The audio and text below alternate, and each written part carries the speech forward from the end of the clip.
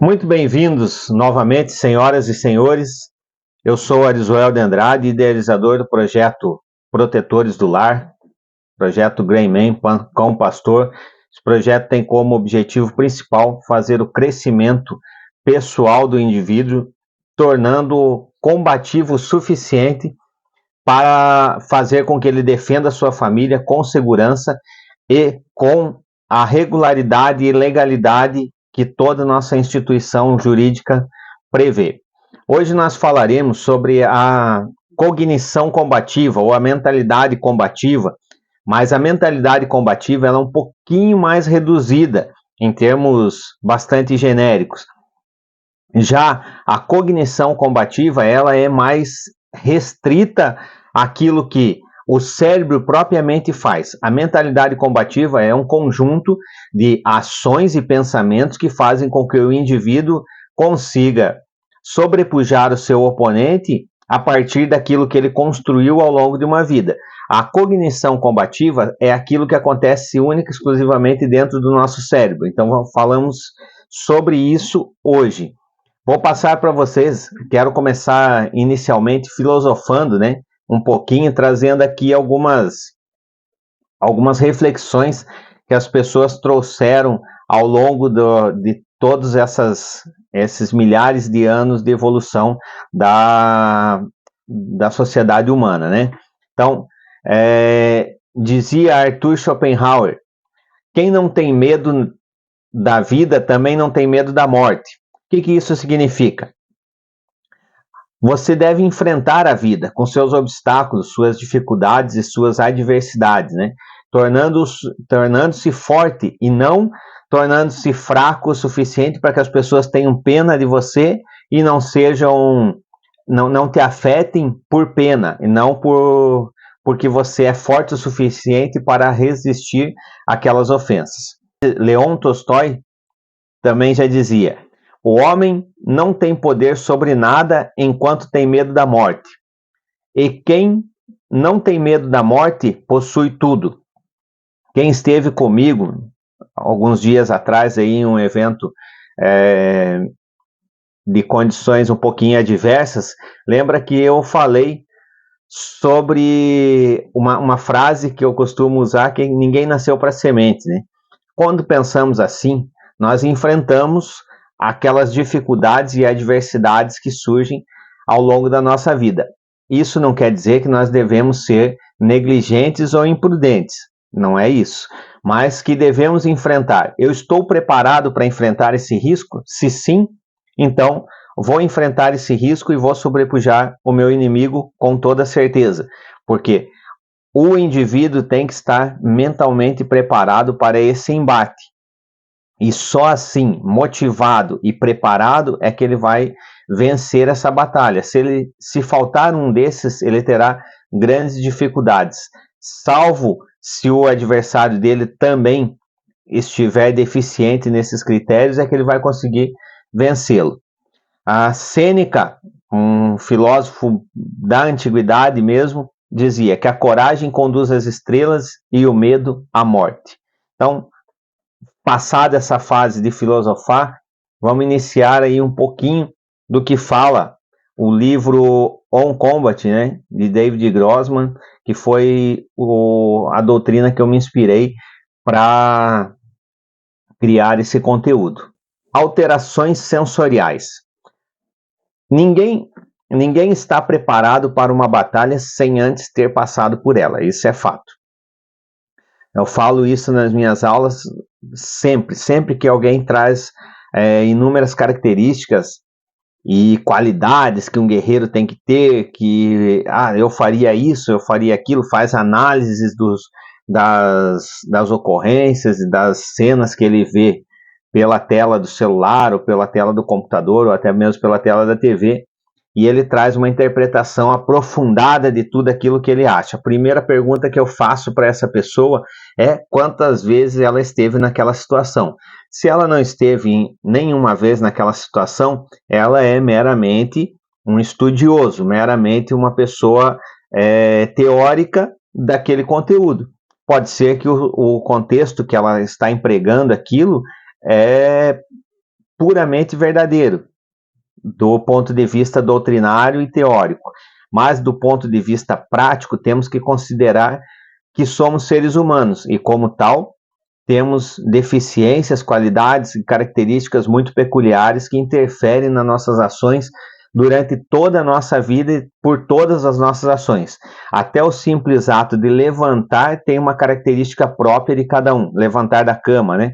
Tem uma característica própria de cada um. Então, isso interfere diretamente na nossa capacidade combativa e nos reflexos que teremos durante esses combates que são travados, seja contra a marginalidade, quem é da segurança pública, seja contra um agressor ativo dentro da sua casa, quem está defendendo o seu lar, ou seja, em qualquer situação que você se vê em perigo. Então, essas alterações sensoriais, elas ocorrem naturalmente, e não é para se ter vergonha, muito menos para se desprezar, é para se trabalhar essas características e torná-las favoráveis àquela característica que você tem, seja de qualidade, superioridade física, superioridade de agilidade mental, enfim.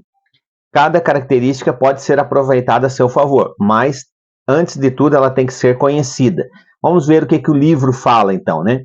O livro fala o seguinte, como quem está assistindo essa aula no YouTube, eu tenho disponibilizado, né, esse arquivo em PDF e, portanto, eu estou lendo essa parte, mas ficará disponibilizado lá aqui nos comentários. Não vou deixar disponibilizado aqui fazendo cortes, né, para não atrapalhar a minha gravação.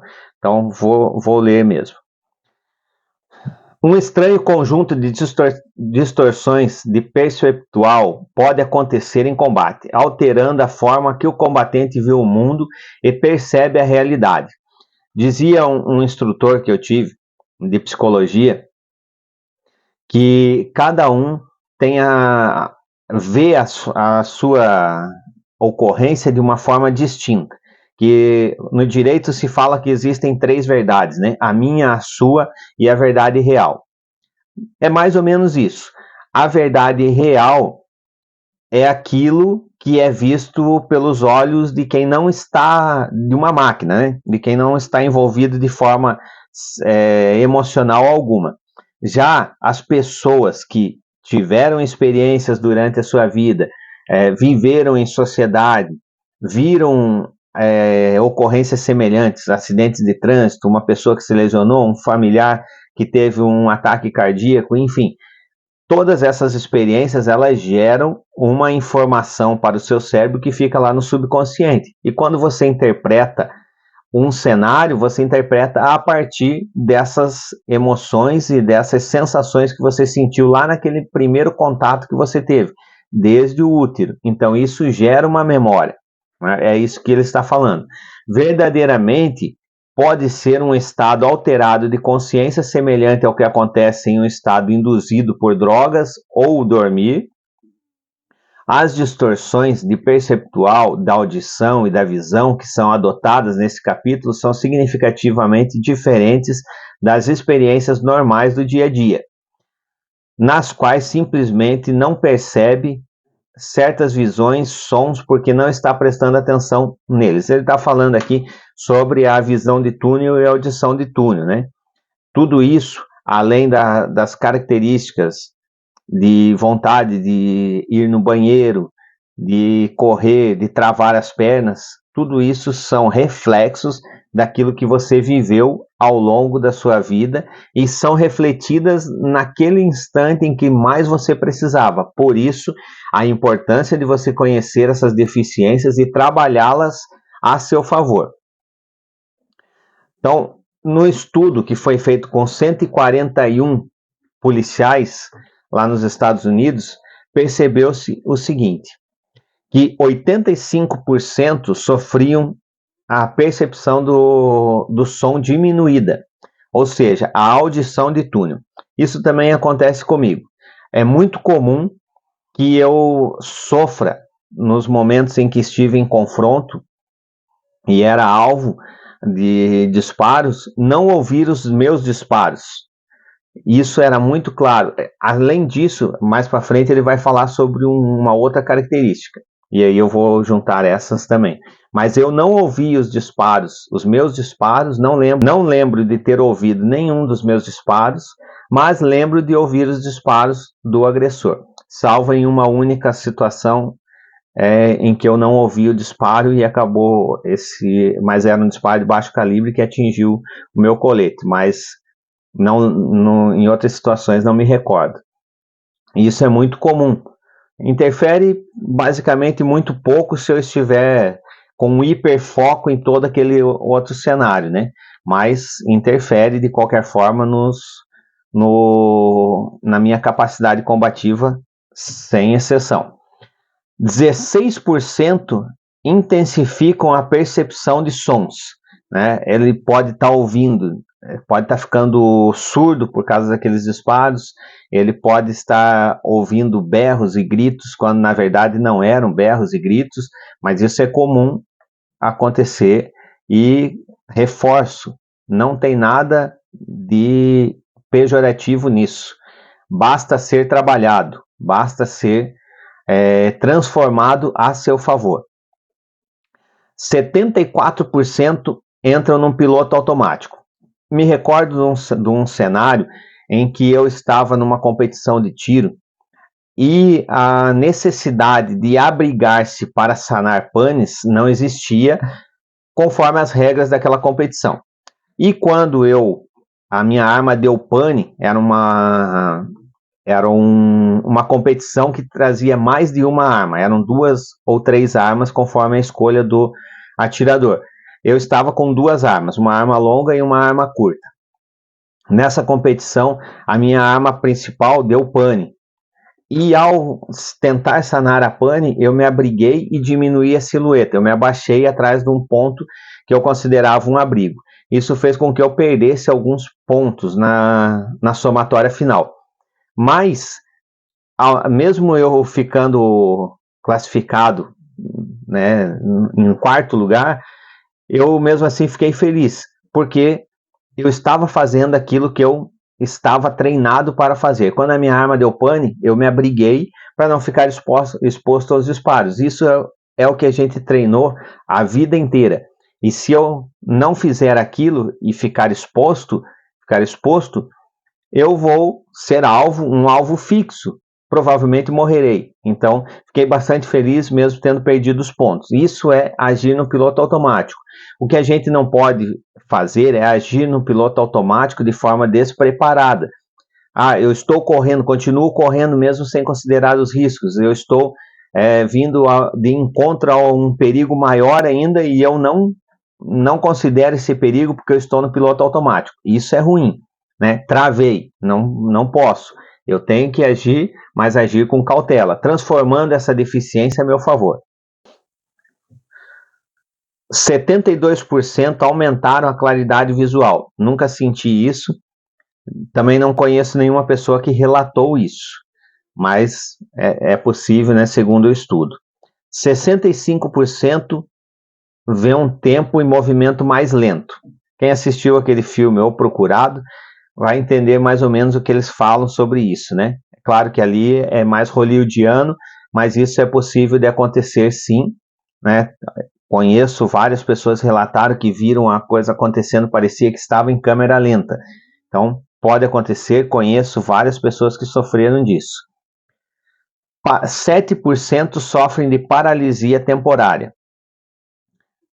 Esses 7% provavelmente são pessoas ou muito jovens, iniciando na atividade de segurança pública, já que ali os entrevistados eram 41 policiais, então provavelmente eram pessoas jovens no início da carreira que dão aquela travada, ou pessoas que estão ali, mas não são vocacionadas, né? Estão ali por uma comodidade ou, enfim, por qualquer outro motivo que não seja a vocação propriamente dita.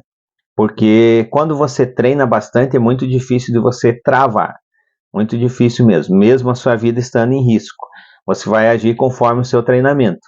Mas, né, em toda empresa, tem pessoas dos mais diversos modos de agir, pensar, falar, e assim, provavelmente essa pessoa que travou, esse 7% que travou, ou eram pessoas muito jovens que nas suas primeiras experiências podem ter travado e depois se tornarem excelentes profissionais, ou são pessoas pouco vocacionadas que não querem treinar, acreditando que aquilo nunca vai acontecer com elas. E aí, quando acontece, travam, né? Temos bastante exemplos disso na internet. 47% tem perda de memória em algumas ações, ou seja, tem uma memória seletiva. Ele exclui algumas ações ali e esquece disso. Nunca aconteceu comigo, também não conheço nenhuma pessoa que relatou sobre isso, mas deve ser considerado, né? 40% tem uma dissociação. Essa dissociação é aquilo que eu falei lá no início, né? Eu sofro da perda auditiva, né? Da audição de túnel, mas ao mesmo tempo eu ouço os disparos do meu oponente, portanto é uma dissociação, há uma separação naquilo que eu estou ouvindo e não ouvindo. Às vezes pode ser bom, às vezes pode ser ruim, mas eu conheço essa deficiência e trabalho. 26% tem pensamentos distraídos, né? Pensamentos intrusivos, pensamentos, poxa, meu filho, tô trocando tiro com o marginal lá e vou ficar pensando, poxa, meu filho, como é que ele tá? Se eu morrer, como é que ele vai ficar? Tá? São pensamentos distorcidos e intrusivos que atrapalham você no combate. Devem ser trabalhados, mas isso é aquele vínculo muito forte que você tem lá com a sua família, que vai transformar você. E 16% vê o tempo mais rápido. Também não conheço pessoas que relataram isso, nunca aconteceu comigo. Mais para frente nós falaremos sobre essas sensações novamente. Vamos dar continuidade, então, falando de outras coisas que podem acontecer com o nosso cérebro. Por exemplo, a exclusão sensorial. É uma forma de defesa do nosso cérebro que faz com que eu esqueça algumas coisas. Por exemplo, pode ser que você esteja passando num local onde tem muito aquele raspa-língua, né? Aquela vegetação, aquele capim com pequenos espinhos, que a gente chama aqui na nossa região de raspa-língua. Ao passar pela sua pele, ele vai cortando, gerando pequenas lesões. Muitas vezes você nem sente isso. Quando você vai mexer a tua mão é que tu vai sentir isso, né?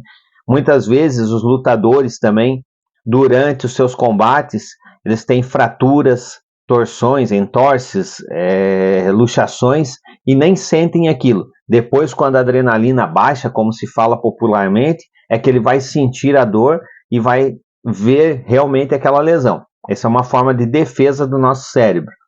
Também pode acontecer uma sobrecarga sensorial, e isso é altamente prejudicial. Essa sobrecarga sensorial por exemplo, a sobrecarga sensorial é uma sensação que faz com que você tenha mais de um sentido aguçado e de uma forma bastante extrema e faz com que você dê uma travada.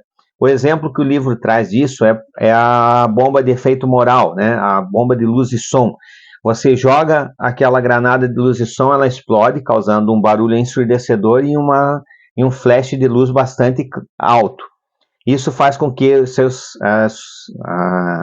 seus sentidos sensoriais tenham um colapso temporário e que você trave, permitindo que o operador consiga fazer a sua detenção de forma um pouco mais segura. Mas isso pode acontecer também nos combates corpo a corpo, no combate só de mãos livres, né?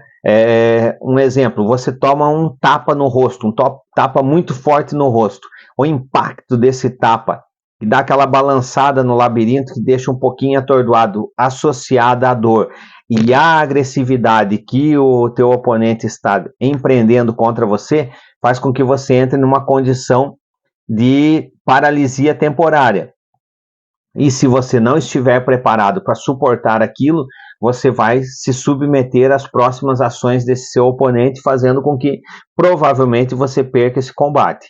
Isso é extremamente ruim, deve ser trabalhado. Mas como que se trabalha isso? se expondo a riscos controlados, mas se expondo a riscos. A prática de arte marcial, uma excelente forma de você trabalhar isso. A prática de jogos de guerra, como Airsoft, Paintball e outros do gênero, fazem com que você aumente essa sua percepção e também se prepare para que isso não aconteça e não lhe trave no momento mais inoportuno possível, que seria o combate. Vocês já ouviram falar na teoria do Big Bang, no sentido de mentalidade combativa?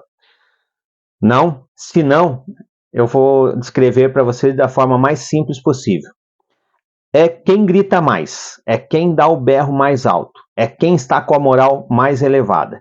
Napoleão já dizia que a moral é igual a matemática para o físico multiplicada por 3. Então, o camarada que está, uma tropa bem motivada, ela tem muito mais chances de sobrepujar o seu inimigo. A manter a moral elevada dos seus combatentes, ela é de extrema importância, e isso é um desafio muito grande para os líderes, para os comandantes, seja comandante de fração ou comandante de unidades e batalhões.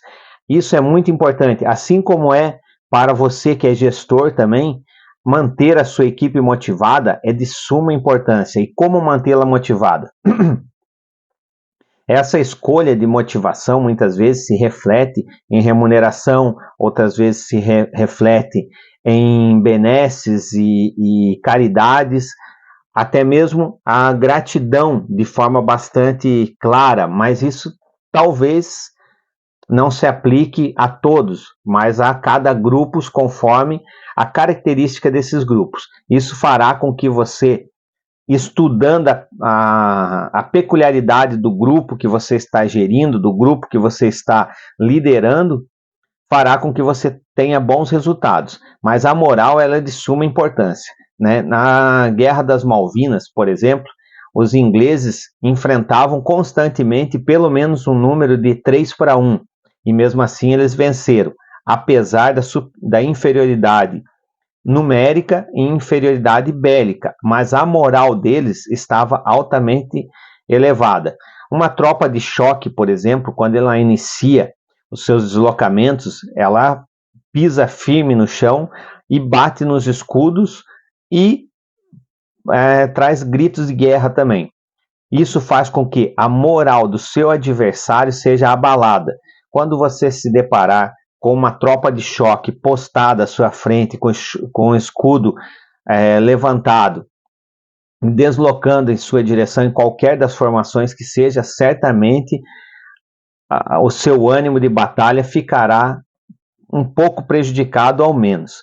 E isso faz com que a tropa que está mais bem elevada moralmente falando tenha uma vantagem. Assim é nos nossos combates. Quando você treina e quando você luta com um adversário, a tua moral tem que estar elevada a ponto de nunca admitir a falha, nunca admitir a derrota. Sempre lutar tentando ganhar. Sempre lutar tentando sobrepujar o seu inimigo. Isso fará uma diferença enorme no resultado de todos os seus combates. Essa é a teoria do Big Bang, né? Espero que tenha ficado bem explicado. Moral elevada, bastante postura e bastante presença de espírito. Um outro detalhe que eu sempre falo, e até esquecendo disso, é que para o operador de segurança pública, ele ganha ou perde a ocorrência já na chegada. Como que faz isso? Vai chegar atirando? Vai chegar lançando granada? Não. É a sua presença. Isso fará com que você ganhe ou perca a ocorrência já na chegada. Os animais, quando eles percebem o perigo, eles ou lutam ou fogem, né? Eles se acovardam ou eles vão para a luta com tudo que eles têm. Assim o ser humano também é. Quando você se posta na frente do seu adversário com uma presença firme, clara e decidida daquilo que você realmente está falando, é como um jogo de pôquer, salvo que você não deve blefar. Você deve sempre falar a verdade. Então, se você se posta diante do seu adversário com um ânimo forte o suficiente para cumprir aquilo que você está dizendo que vai fazer, certamente ele entenderá e aquela energia transmitida para ele fará com que ele repense os seus atos e, na maioria das vezes, acabe acatando aquilo que você quer. E se ele tiver um espírito combativo tão alto que não seja sobrepujado por essa presença que você está criando, faça com que ele se submeta pela força, mas mantenha-se sempre com ânimo de espírito bastante elevado. Como é que eu chego nessa sensação de ânimo de espírito altamente elevado? Treinando, estando com a sensação de que eu sou capaz, tenho conhecimento e atitude suficiente para fazer aquilo que eu estou me propondo. Lembrem do acrônimo SHAW, que eu já falei em outras aulas, né? Conhecimento, habilidade, atitude e oportunidade. Isso fará com que a tua presença de espírito se eleve, porque você se garante naquilo que você está fazendo, que está dizendo também que vai fazer. O que é a visão de túnel, pessoal? A visão de túnel, ela é uma redução da sua capacidade visual, que faz com que você afunile o seu hiperfoco naquele perigo que você acredita que existe ou que realmente existe, mas você acaba perdendo a sua visão periférica. Eu vou trazer um exemplo do cotidiano para vocês. Vocês estão dirigindo o carro de vocês em qualquer rua, estrada, rodovia. De repente alguém corta a frente de vocês, vocês pisam no freio. Faça um reflexo mental se vocês conseguem lembrar do que passou nas laterais até que você parasse e se visse fora de perigo. Muitas das vezes você não consegue fazer isso. Isso é a visão de túnel. Por quê? Teu hiperfoco fez com que você prestasse atenção em todo aquele perigo imediato. De outra forma, quando você trabalha isso no dia a dia, essa amplitude da visão periférica fará com que você perca menos, né, essa visão de túnel, perca menos essa capacidade visual e faça com que você tenha um ganho, vendo mais soluções, mais perigos e mais oportunidades para que você confronte naquele perigo. Seja um acidente de trânsito, você vai conseguir olhar para o lado e ver se o buraco do lado não é maior o suficiente que você consiga desviar do carro que está à sua frente, se a solução é só frear mesmo, se você consegue dar ré, se for numa luta agarrada, né, as soluções, onde está o pé da pessoa, onde está a mão, se está sobrando uma ponta do kimono, se é num combate em pé, sem kimono, quais são as atitudes do pé do adversário, do posicionamento do ombro, enfim, características que farão com que você tenha uma amplitude da visão periférica e uma amplitude de todas as oportunidades e perigos que estão à sua frente. Isso você pode trabalhar com técnicas muito simples, que foram ensinadas, inclusive, na última aula presencial que a gente teve, certo? Então, visão de túnel é isso, é uma redução da capacidade visual e faz com que você tenha o hiperfoco naquele perigo imediato que você está tendo naquele momento. Piloto automático. O piloto automático, ele nem sempre é bom. O piloto automático, ele tem que ser trabalhado mentalmente. Como é que eu treino esse piloto automático meu? O que é um piloto automático, né? O piloto automático é aquilo que lhe conduz por um evento pré-programado. Então, o que você faz para programar a seu benefício esse piloto automático? Você pega e vai criando situações. Você olhou, está na rua, olhou uma motocicleta com um indivíduo que parece ser suspeito. Você cria situações na sua mente. Se esse camarada fosse me praticar um roubo, o que eu faria? Desceria do carro, atirava nele, saía para a luta corpo a corpo, tocava o carro em cima. O que eu faria? Eu estou aqui parado com o meu carro sobre uma ponte e sentindo as vibrações normais do trânsito de outros veículos. Se essa ponte caísse, o que eu faria? pulo do carro, espero encher de água para depois sair do carro. O que eu faria? Estou nadando, apareceu um tubarão aqui, o que eu faria com isso? Saltei de paraquedas e o meu paraquedas não abriu. Isso são pré-programas que você faz para que o seu piloto automático, assim como eu exemplifiquei naquela competição de tiro, façam aquilo que melhor é para você numa situação de risco. Isso é uma programação mental, trabalhando esse piloto automático da melhor forma possível para seu benefício. Efeito game over. O que é esse efeito game over? Verificou-se na Segunda Guerra Mundial, a partir dos estudos realizados pelo governo americano, que apenas 15 a 20% dos operadores que lá estavam combatendo haviam disparado suas armas em combate reais. 65% tinham disparado as armas quando estavam sob comando de alguém. Quando tinha alguém liderando, essas pessoas disparavam as armas. Mas 15 ou 20% eram só combatentes natos, aquelas pessoas que faziam realmente o que foram lá para fazer. Então, o efeito game over foi trazido pelos americanos e eles começaram a trabalhar em jogos de guerra, videogames. Por quê? Quando você atira numa pessoa no videogame, o que acontece? Você ganha pontos, certo? Quando você atira numa pessoa na vida real, muitas das vezes ela vem a óbito e aí encerra o jogo. O ser humano não foi preparado para ferir ou matar um outro ser humano. Mas o soldado precisa trabalhar isso. E como ele precisa trabalhar isso, eles tiveram que achar formas de fazer com que ele fizesse aquilo que ele é pago para fazer. Ou seja, combater quando for necessário, chamado e convocado.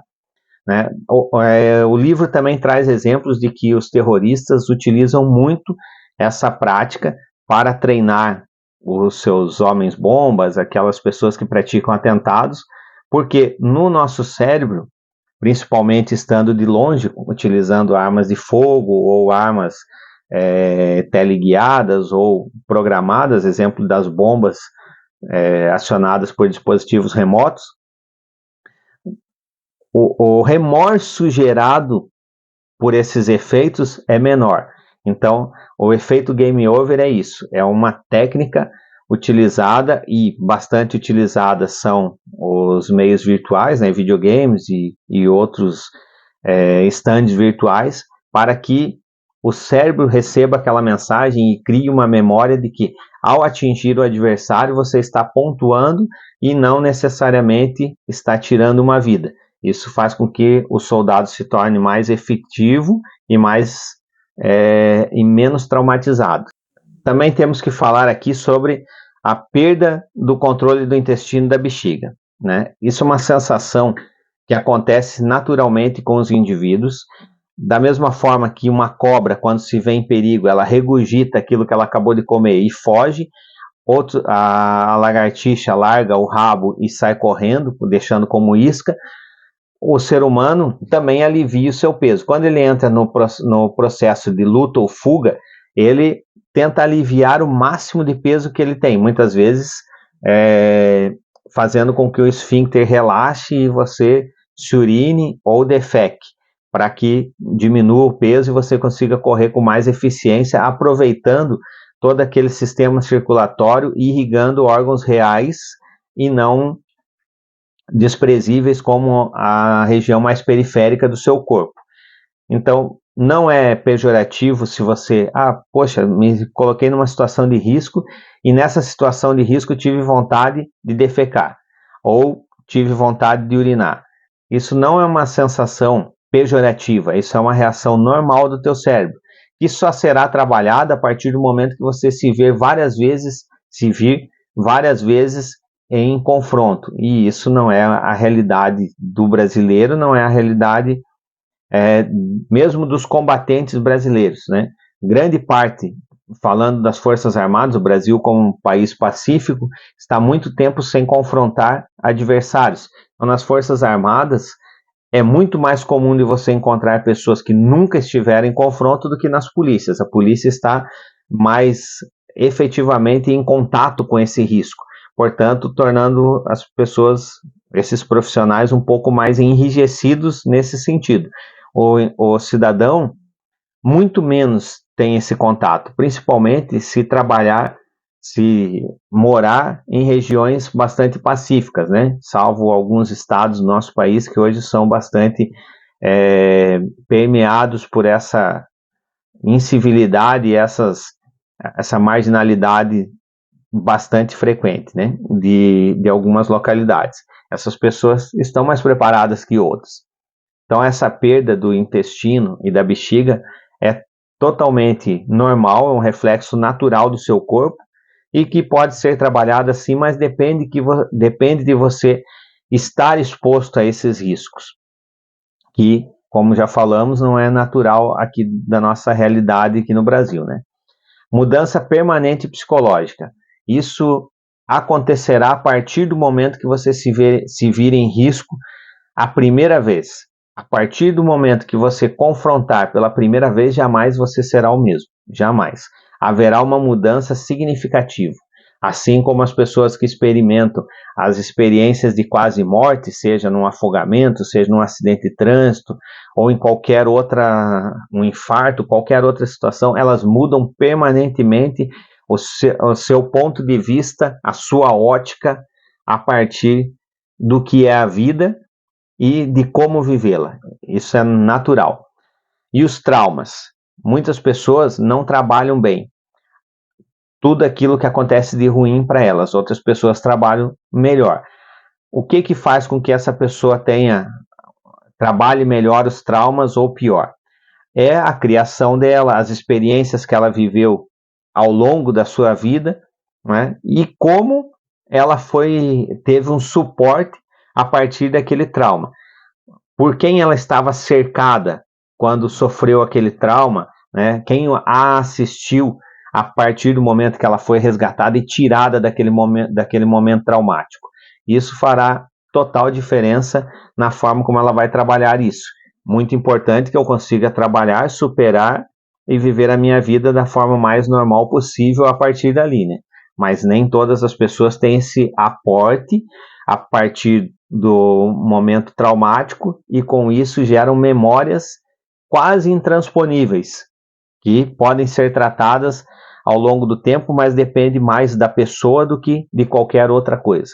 Chegando ao ponto, fazendo essa primeira introdução a partir do que é as capacidades sensoriais, o que é normal, o que não é normal, o que pode ser trabalhado, o que não pode ser trabalhado, faremos a distinção do tão falado 3 tipos de pessoas que existem na sociedade, né? Ovelhas, lobos e cães pastores. Quem são as ovelhas? As ovelhas são pessoas produtivas e boas, que preferem olhar o mundo como se o perigo jamais a encontrasse. Essa pessoa, ela é essencial para a manutenção da vida em sociedade, mas ela é, numa cadeia alimentar da letalidade, ela é o ponto mais fraco de todos. Por quê? Ela não se prepara ela prefere não se preparar, porque estar exposta à agressividade, para ela, traz uma sensação ruim. Para ela, faz com que ela se sinta tão mal quanto se ela fosse um marginal. Então, ela prefere acreditar que o mal nunca vai a atingir. É como se eu estivesse no inferno achando que o demônio jamais tocaria a minha alma, mas numa forma bastante profunda dessa interpretação. Então a ovelha, ela é produtiva, ela trata as pessoas bem, ela faz com que tudo que tem que acontecer na sociedade aconteça da forma mais harmoniosa possível. Mas quando ocorre o perigo, ela se torna um peso para as pessoas que não são dessa característica. E ela tem que ser salva, ela não consegue salvar ninguém. Por quê? Porque ela não se preparou, porque ela preferiu acreditar que o mal não existia, ao invés de se preparar para o mal e apenas usar essa agressividade quando realmente fosse necessário. O lobo é a pessoa que se alimenta da ovelha. O lobo é aquele indivíduo que ele pratica a agressividade simplesmente por mera lascívia ou prazer. Simplesmente por isso. Ele se aproveita de todas as oportunidades que tem para tirar vantagem de alguém, principalmente das ovelhas, mas às vezes consegue também dos cães pastores, né? Mas ele não tem qualquer cunho emocional com as pessoas, ele totalmente despreza o que as outras pessoas estão sentindo. Diferente da ovelha que pensa, se eu chamar a pessoa de feio, ela vai ficar magoada comigo, eu também vou me sentir mal.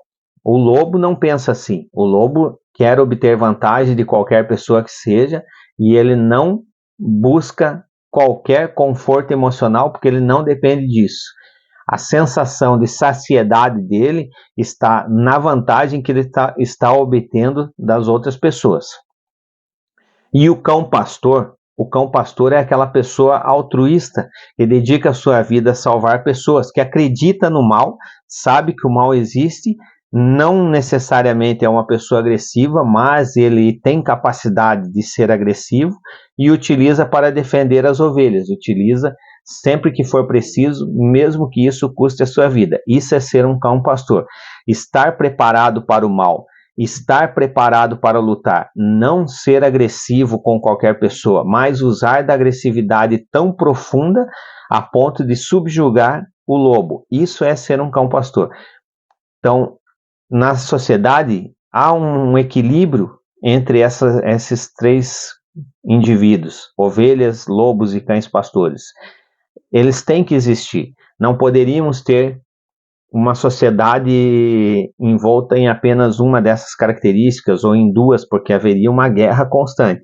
Mas quem pensa em defender a sua família, quem pensa em defender os seus direitos, os seus princípios, tem que estar preparado para usar a força. Usar a força é bom, desde que utilizada de forma coerente e justa. Eu devo ser justo, mas eu devo estar preparado para usar a força. Se não for assim, serei apenas uma ovelha e estarei no início da cadeia alimentar da violência, sempre sendo o primeiro alvo. Relembrando então o código de cores de Cooper, né? Então, a partir da elevação da sua condição dos batimentos cardíacos e do nível adrenérgico que está circulando na sua corrente sanguínea, você eleva suas percepções e com isso você acaba tendo dificuldade de realizar, principalmente utilizar a coordenação motora fina, né? Então, na condição branca, é quando você está totalmente distraído, está desprevenido, você está acreditando que está tudo certo. A ovelha está constantemente nesse padrão, na condição branca, porque ela prefere acreditar que o mal não existe. Então ela está sempre totalmente relaxada, desprevenida, sempre está despreparada para reagir. A condição amarela, que ela também traz a sua negatividade, né? Porque quando você está em estado de alerta, você está mandando hormônios ruins também na sua corrente sanguínea o tempo todo. Isso faz com que traga reflexos negativos à sua saúde, mas é importante porque você está atento a tudo. Você está prestando atenção no que está passando aqui a 180 graus a 90, 45, né? Diretamente à minha frente.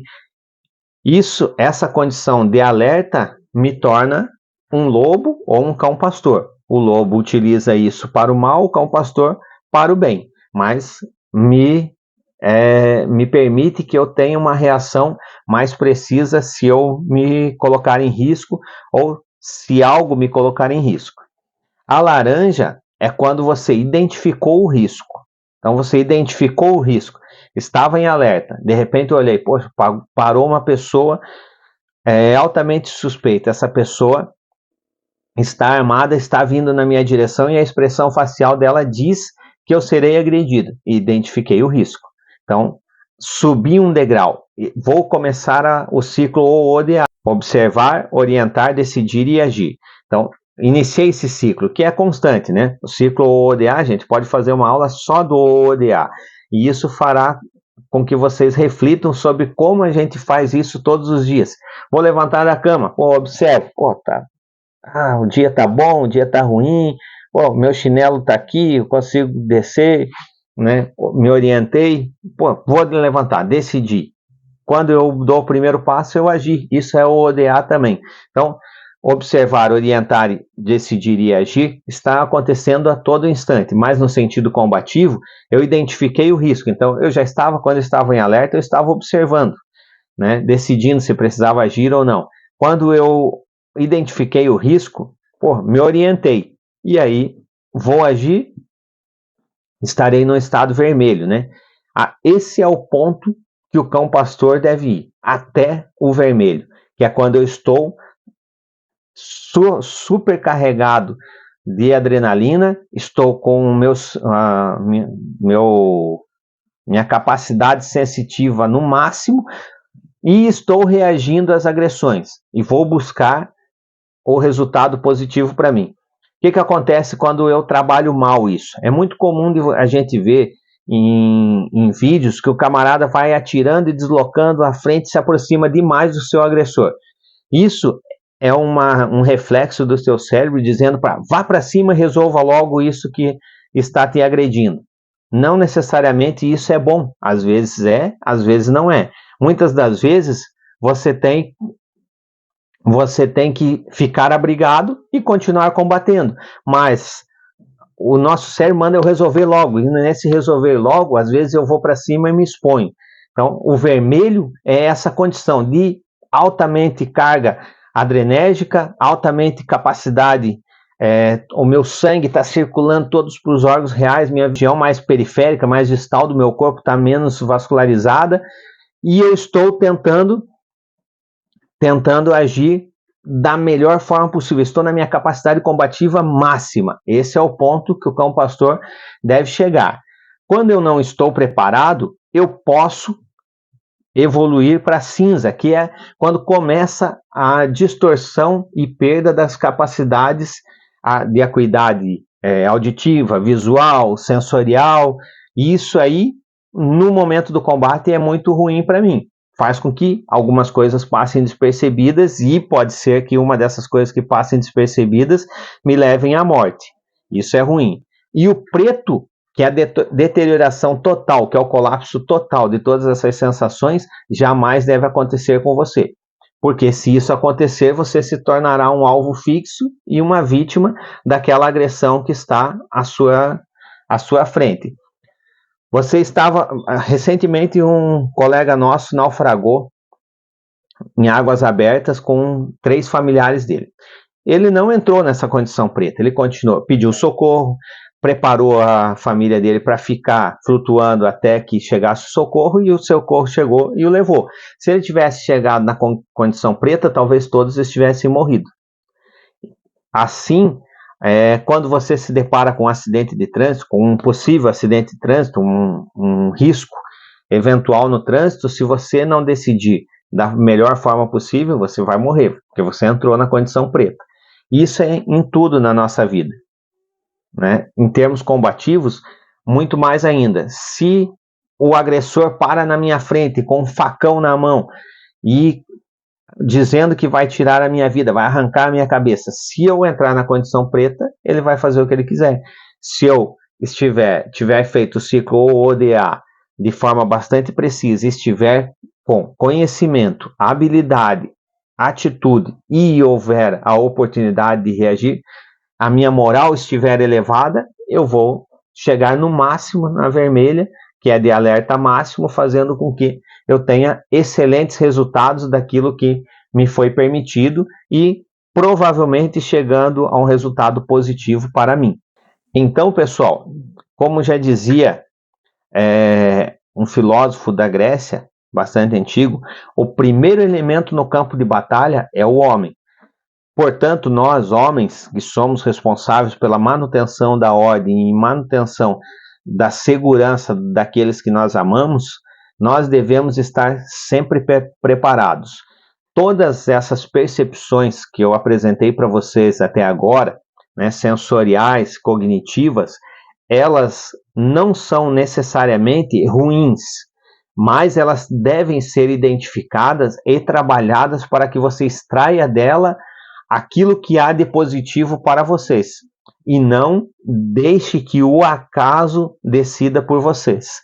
Então, se coloque em situações de risco, seja praticando arte marcial, jogos de guerra, criando soluções mentais para aqueles pretensos riscos ou supostos riscos que você identificou ao longo dos seus dias, e faça com que o seu cérebro trabalhe a seu favor, porque a nossa principal arma é o cérebro.